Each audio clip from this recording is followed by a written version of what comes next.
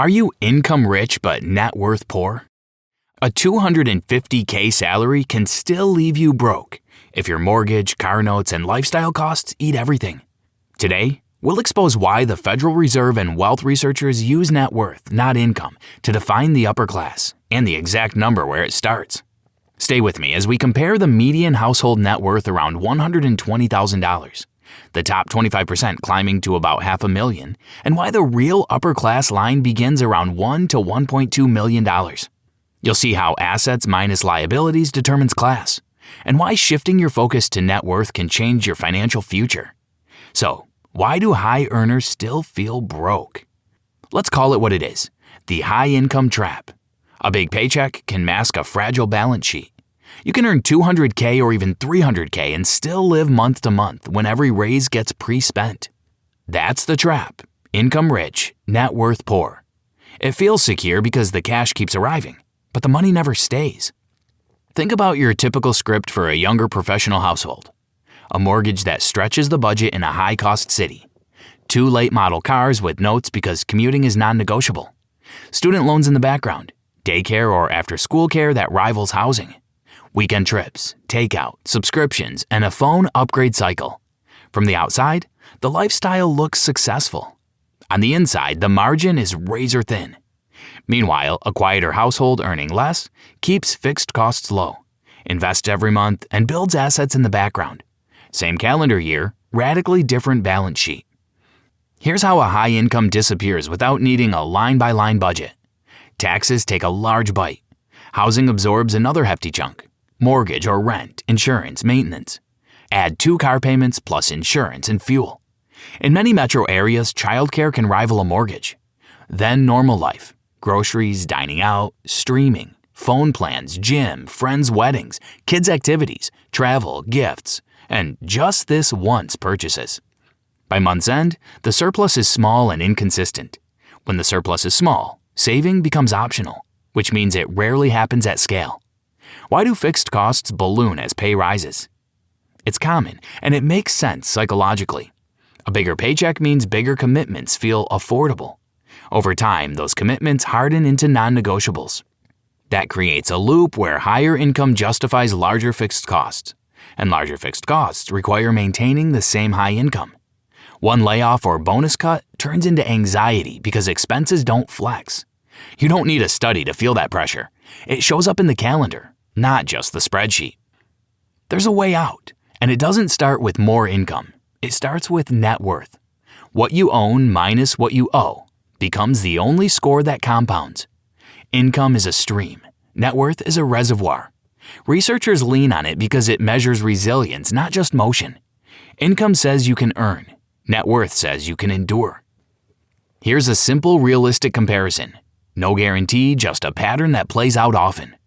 A disciplined saver on $90K who invests consistently can, over a decade or so, outpace a higher earner on $250K who saves only what's left after lifestyle. Consistency and compounding outwork sporadic leftover saving. The lower earner sets a higher savings rate, keeps fixed costs tight, and lets time do the heavy lifting. The high earner stays busy servicing payments and buying upgrades that don't appreciate. If this sounds familiar, you're not stuck. Shift the focus from cash flow bragging to asset accumulation. Grow the gap and lock it into investments that quietly compound.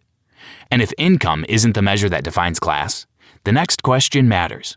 What does and why do economists keep coming back to it? Here's the answer that actually moves the needle. The only score that counts is net worth. Not how fast money comes in, but how much remains after obligations. Let's make it simple and precise. Your net worth is everything you own minus everything you owe. Assets include your investment accounts like stocks and bonds, the equity in your home, the balance in your retirement plans, and the cash you keep in savings. Liabilities are your mortgage balance, student loans, credit card balances, car notes, and any personal loans. Subtract the debts from the assets, and you get a single number that tells you where you stand. Here's where it gets interesting. 2 people can earn the same salary and live in entirely different financial worlds. One uses leverage to stretch into a larger house, upgrades cars on a cycle, and carries credit card balances. The other locks in lower fixed costs, pays themselves first and avoids borrowing for things that don't grow. Same income, different choices, opposite outcomes. One builds equity and liquid investments. The other services debt and hopes for next year's raise. To ground this, let's use benchmarks. The median household net worth sits near $120,000. Half of households have less than that. Move up a rung and the top quarter of households hold about $500,000. That's a different level of stability and optionality than the median. And it shows how much separation happens once assets start compounding and debts get tamed.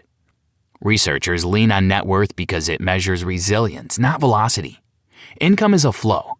It stops when you stop working. Net worth captures compounding, buffers, and independence from wages. In practice, it answers a key question. How long can you maintain your life if your paycheck paused? That durability is the quiet divide between fragile and secure. One simple mental math to see it. A $1 million portfolio using a conservative 3 to 4% annual withdrawal can throw off roughly $30,000 to $40,000 before taxes. That's not fantasy math. It's the point where investment returns start to carry real weight in your budget.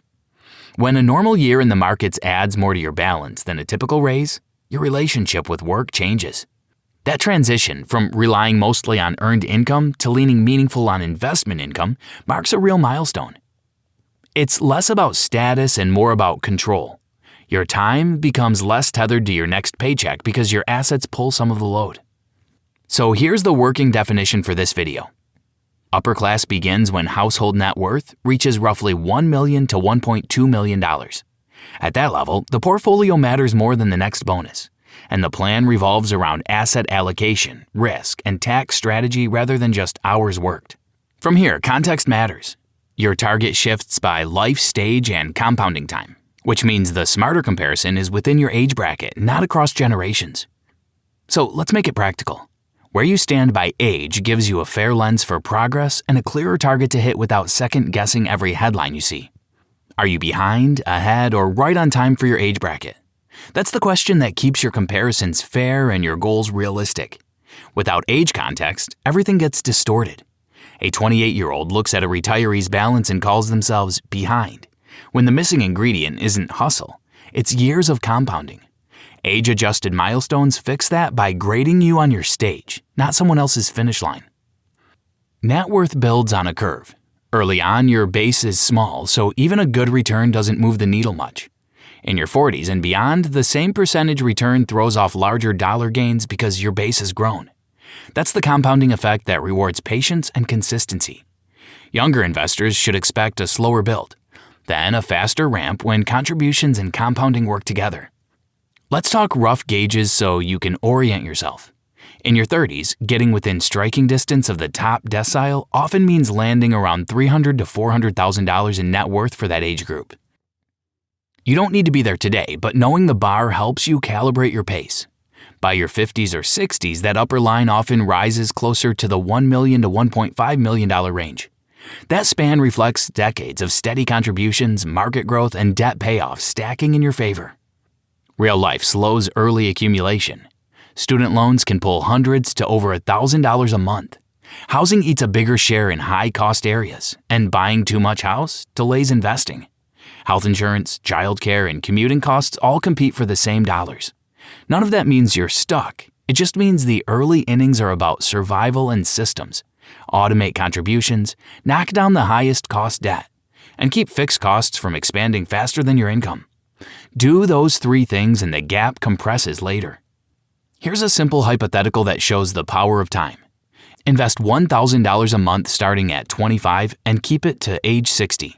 With steady market-like returns, you'll end up dramatically ahead of the same $1,000 started at 35, even though the later starter contributes for only 10 fewer years. Those extra compounding years do most of the heavy lifting. The result isn't close, and it's not magic. It's just time multiplying steady inputs. The real blocker usually isn't your salary.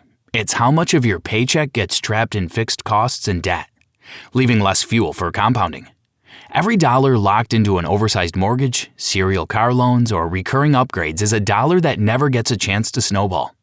If you redirect even a modest slice each month to assets, your net worth velocity, how fast your numbers grow, starts to climb. So, benchmark against your age, track your year-over-year net worth growth, and nudge that rate higher.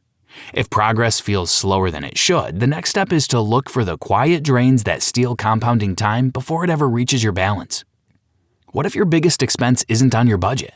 It's the time compounding never gets. That's the core of the silent erosion: mortgages, autos, and lifestyle creep. Let's break it down. 3 stealth drains quietly reroute the money your future needs. First, oversized mortgages. A bigger house brings a bigger payment. But that's only the start.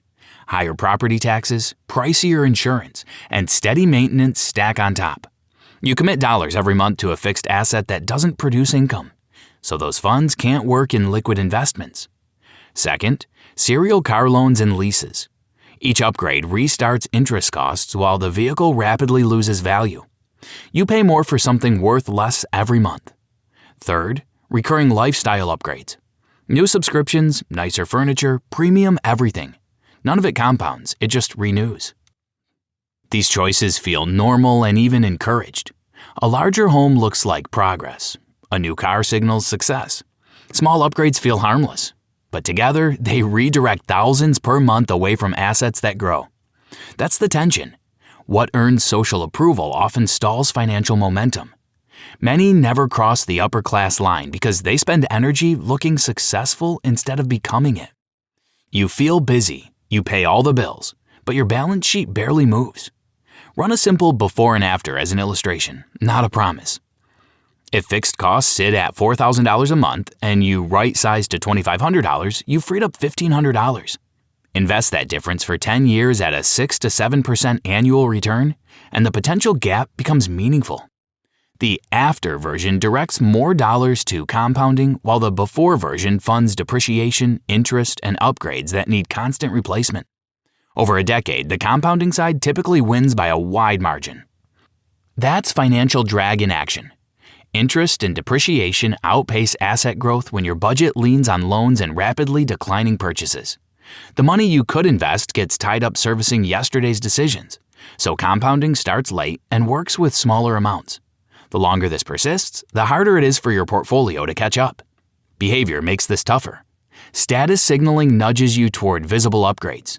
Hedonic adaptation means new purchases feel exciting, then quickly become the new baseline, prompting another round of spending.